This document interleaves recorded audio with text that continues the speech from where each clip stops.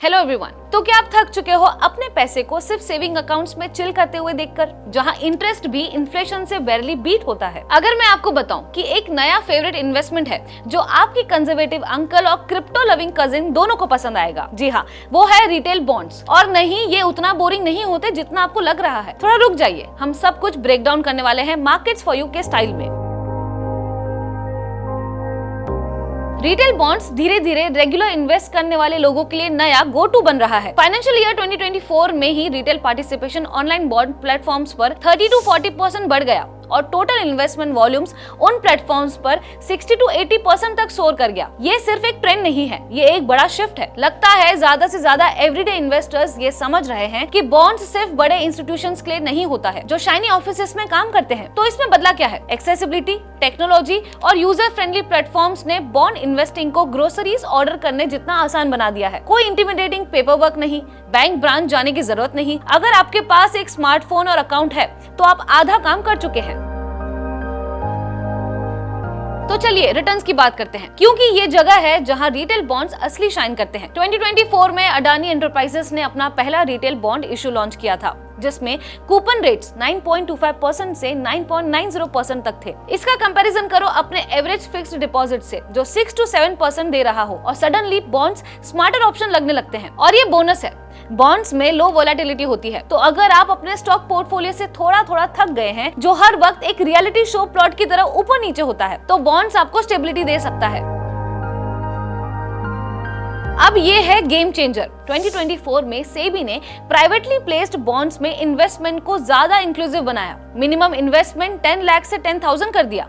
बिल्कुल सही सुना आपने, 99% का ड्रॉप आया, जो नए सेगमेंट ऑफ इन्वेस्टर्स को एक्सेस दे रहा है। और आरबीआई का रिटेल डायरेक्ट स्कीम जो 2021 में लॉन्च हुई थी, अब रियल ट्रैक्शन पकड़ रहा है। ये रिटेल इन्वेस्टर्स को गवर्नमेंट सिक्योरिटीज डायरेक्टली खरीदने का मौका देता है और 2 लाख से ज्यादा लोग साइन अप कर चुके हैं, जिसमें इन्वेस्टमेंट 2200 करोड़ को पार कर चुके हैं। ये पब्लिक इंटरेस्ट के लिए एक बड़ा ग्रीन फ्लैग है। अगर आपका पोर्टफोलियो हमेशा क्राइसिस मोड में रहता है तो बॉन्ड्स शायद आपके लिए एक बैलेंस ला सकता है। बॉन्ड्स एक स्टेडी एंकर की तरह काम करते हैं, कंसिस्टेंट रिटर्न्स देते हैं जब इक्विटीज अनप्रेडिक्टेबल हो जाती हैं। फिलहाल इंडियन रिटेल इन्वेस्टर्स अपने पोर्टफोलियो का 15 to 20% फिक्स्ड इनकम इंस्ट्रूमेंट्स जैसे बॉन्ड्स और एफडीज में एलोकेट कर रहे हैं। ये सिर्फ सेफ खेलने की बात नहीं है, ये अपनी फाइनेंशियल स्ट्रेटेजी में स्टेबिलिटी ऐड करने का तरीका है। जब ग्लोबल मार्केट्स इतनी वॉलेटिलिटी में हो तो बॉन्ड्स आपके लिए एक बैलेंस दे सकते हैं।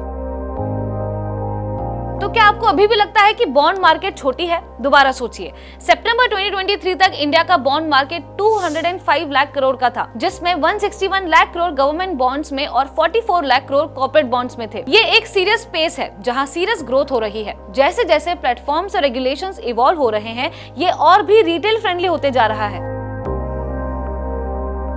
रिटेल बॉन्ड्स अच्छी चीज है, पर हर इन्वेस्टमेंट की तरह ये अपने रिस्क के साथ आते हैं। हमेशा बॉन्ड का क्रेडिट रेटिंग चेक करो, AAA टॉप टियर है, एंड समझ लो इश्यूअर कौन है। ज्यादा रिटर्न टेम्पटिंग लग सकता है, लेकिन अगर इश्यूअर का रीपेमेंट रिकॉर्ड शेकी है तो वो रेड फ्लैग हो सकता है। और इंटरेस्ट रेट एनवायरनमेंट पे भी ध्यान रखो, राइजिंग रेट्स बॉन्ड प्राइसेस को अफेक्ट कर सकते हैं। तो हमेशा अपना होमवर्क करो या ट्रस्टेड एडवाइजर से बात करो डाइव करने से पहले। तो क्या रिटेल बॉन्ड्स आपके लिए हैं? ये डिसीजन आप ही ले सकते हो। पर अब आपको पता चल गया है कि ये आज के दिन के लो रिस्क इन्वेस्टमेंट ऑप्शन में से एक इतना चर्चा में क्यों है। लो एंट्री बैरियर्स, अट्रैक्टिव रिटर्न्स और इंक्रीजिंग एक्सेसिबिलिटी के साथ ये डेफिनेटली कंसीडर करने लायक है। अगर आपको ये वीडियो हेल्पफुल लगा तो लाइक करो, मार्केट्स फॉर यू को सब्सक्राइब करो और कमेंट करो। अगर आपने बॉन्ड्स एक्सप्लोर किए हैं या प्लान कर रहे हैं, तब तक stay safe and stay tuned. मिलते हैं अगले वीडियो में।